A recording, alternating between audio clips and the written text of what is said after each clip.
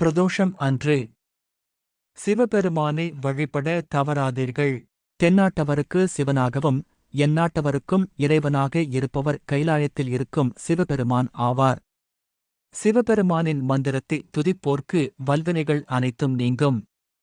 சிவபெருமானை முறையாக வழிபடுபவர்களுக்கு உலக வாழ்வில் அனைத்து இன்பமும் கிடைக்கப் பெற்று இறுதியில் மீண்டும் பிறவா நிலையான முக்தி பேறு கிடைக்கிறது.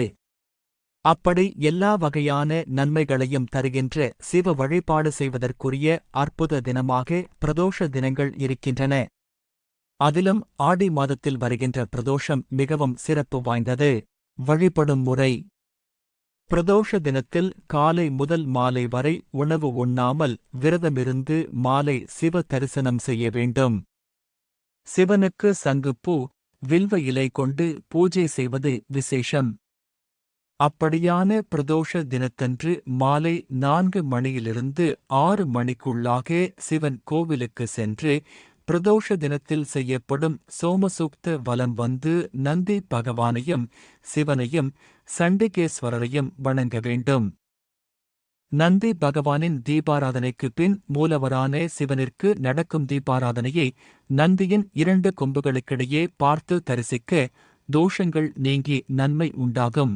சோமசூக்த பிரதட்சணம்: பிரதோஷ நேரத்தில் மட்டும் சிவபெருமானை வலம் வரும் விதத்தை சோமசூக்த பிரதட்சணம் என்று கூறுவர்.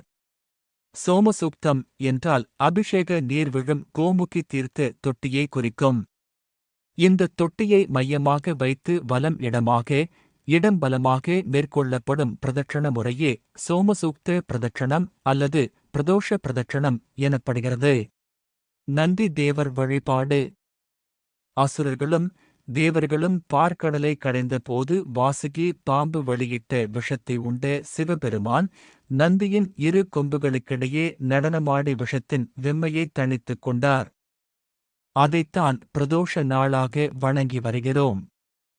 நந்தி தேவர், ருத்ரன், தூயவன், சைலாதி, மிருதங்க வாத்தியப்பிரியன், சிவப்பிரியன், கருணாகரமூர்த்தி, வீரமூர்த்தி, தனப்பிரியன், கனகப்பிரியன் என பல்வேறு பெயர்களால் அழைக்கப்படுகின்றார். பிரதோஷ பூஜையில் நந்திக்குத்தான் முதல் அபிஷேகம் நடைபெறும். இத்தினத்தில் நந்தி பகவானின் 2 கொம்புகளுக்கு நடுவில் இறைவனை தரிசிக்க வேண்டும். கருவறைக்கு அருகே இருக்கும் நந்தியின் குறுக்கே போவதும் வீழ்ந்து வணங்குவதும் கூடாது. பிரதோஷ பூஜையில் நந்தி பகவானை வழிபட்டால் சகல தெய்வங்களையும் வழிபட்டதற்கு ஒப்பாகும். பிரதோஷ நாளில் என்ன செய்யலாம், என்ன செய்யக்கூடாது? பிரதோஷ நாட்களில் அபிஷேகத்திற்கு தேவையான பொருட்களை வழங்கலாம். வில்வ இலைகளை கொண்டு சிவனை வழிபடுவது சிறப்பான பலன்களை தரும். பிரதோஷ நாட்களில் அன்னதானமாக தயிர் சாதம் வழங்குவது இன்னும் பலம் சேர்க்கும். பசுவுக்கு உணவிடுங்கள். சந்ததி சிறக்க வாழலாம். சிவபெருமானையும் நந்தியையும் வழிபடும்போது யாருடனும் பேசாதீர்கள். எதிர்மறை எண்ணங்களை வெளிப்படுத்தாதீர்கள். சிவனின் நாமத்தை மட்டும் உச்சரியுங்கள். நந்தியை மறைத்துக் கொண்டு சிவபெருமானை வணங்காதீர்கள்.